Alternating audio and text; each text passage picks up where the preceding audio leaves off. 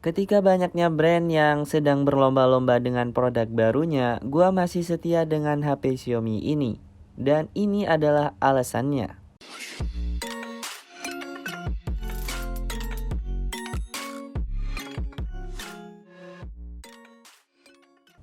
Ini adalah Xiaomi Mi Vive atau Xiaomi Mi 5, yaitu seri flagship dari Xiaomi di tahun 2016 yang lalu. HP ini pernah terkenal karena yoi, mudah patah kayak hati lu. Tapi di samping kekurangannya itu, gua mau ngasih tahu ke lu pada sisi terbaik dari HP ini. Oh iya, by the way, gua pernah review nih HP, cuma ya karena kurang trending jadi gua coba up lagi ya kan. Oke, gua bahas desainnya dulu. Menurut sudut pandang gua pribadi, jujur aja nih ya, desainnya tuh kayak HP-HP mahal di zaman itu. Bahkan mungkin saat ini. Desain belakang yang melengkung ngingetin gua sama pesaingnya dulu, yaitu Samsung Galaxy S7 Edge. Oh iya, ini backdoornya udah pakai proteksi Gorilla Glass 4 dengan dikelilingi frame metal. Tampang depannya sendiri gua nggak ada masalah ya, kecuali ini. Yes, tombol home-nya kecil banget kayak titik lu. Serius nih, kalau menurut gua ukurannya rada terlalu kecil. Tapi kecil-kecil begini udah ada fingerprintnya dan responsif juga. Daripada tombol segede gaban tapi nggak gunakan, mending ini bre. Selain itu, hal yang Xiaomi banget adalah logonya bre.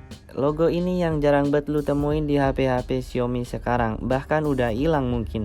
Xiaomi Mi 5 hadir dengan layar 5,15 inch, rasio 16:9, resolusinya Full HD 1080 x 1920 pixel dengan kerapatan 428 ppi density. Dan juga panelnya masih pakai IPS LCD, but udah pakai pelindung layar Corning Gorilla Glass 4. Hasilnya masih memuaskan banget bre. Warnanya pekat banget, masih bisa lah lu nikmatin kalau cuman buat lihat film, foto-foto dan lain-lain. Kalau lu lebih suka layar yang full display, berarti HP ini kurang cocok sama lu.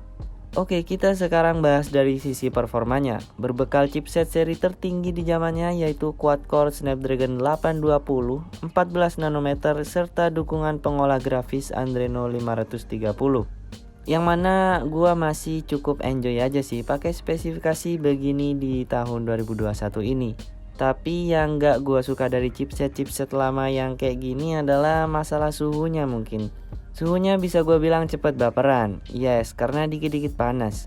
Main yang ringan-ringan aja udah hangat bre. Apalagi sampai buat lihat story mantan yang pamer suami barunya. Beh, panas bet dah. Gue gak rekomendasiin HP ini buat lu yang suka mainin HP secara barbar, seperti extreme gaming mungkin. Apalagi Xiaomi Mi 5 cuma punya RAM 4GB dan storage 64GB, itu pun gak bisa ditambah memori. Tapi kalau lu mau yang storage lebih besar, lu bisa pakai yang seri Pro-nya, yaitu yang punya storage 128GB.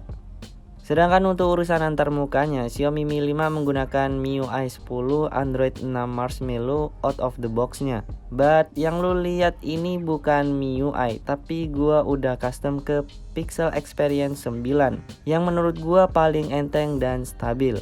Yes, HP ini paling gua suka buat dioprek-oprek karena developer dan forum dari HP ini sangat ramai. Dan hal yang paling gua nggak bisa lupain dari HP ini adalah bagian kameranya, terutama kamera depannya. Dengan mengandalkan single kamera 16 megapiksel f2.0 PDAF 4 axis OIS, tapi hasilnya buset dah, rada sedikit edan sih. Cakep bet asli dah. Pokoknya pas aja gitu. Bahkan HP ini sangat bersejarah buat gua karena gua sering record pakai HP ini pas awal-awal nge-YouTube. Coba dah lu kasih nilai dari beberapa foto yang gua ambil pakai Xiaomi Mi 5 ini. Oh ya, disclaimer dulu, gua fotonya pakai Gcam semua ya. Sebenarnya hasil stok kameranya juga ajib, tapi karena gua lagi pakai custom ROM jadi terpaksa pakai Gcam. Palingan kelemahan kameranya ada di kondisi low light-nya, ya kecuali lu pakai Gcam sih.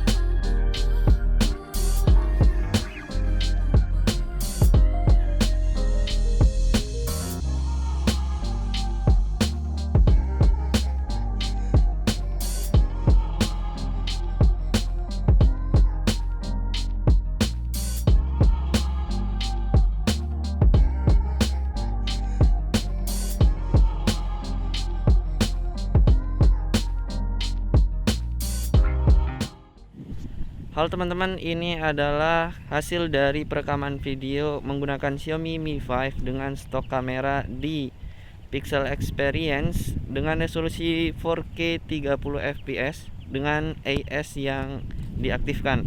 Silahkan kalian nilai sendiri untuk hasilnya dan juga kestabilannya. Untuk di layarnya sendiri ini emang cukup stabil ya, karena Mi 5 udah ada fitur OIS dan AS-nya diaktifkan juga. Sedangkan kamera depannya ini tipe gua banget sih. Padahal cuma pakai resolusi 4 megapiksel, tapi hasilnya bisa ngalahin yang seri Xiaomi yang pakai resolusi di atasnya. Ya walaupun tentunya mungkin kalah tajam, tapi kalau masalah hasil bisa diadu bre. Percaya sama gua dah.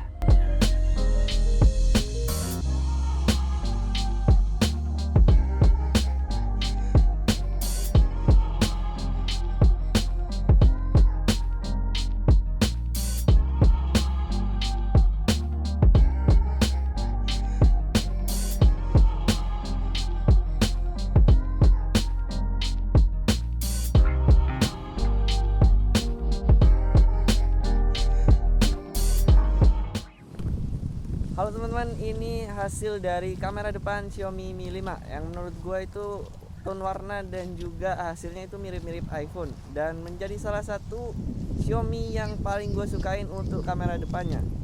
Dan silakan lu nilai sendiri untuk pewarnaannya dan juga kestabilannya. Dan kalau kalian lihat ini view-nya itu lebih luas dibandingkan Xiaomi yang pernah gue review sebelumnya. Sama kayak HP-HP veteran yang lainnya, Xiaomi Mi 5 juga punya kendala di daya tahan baterainya.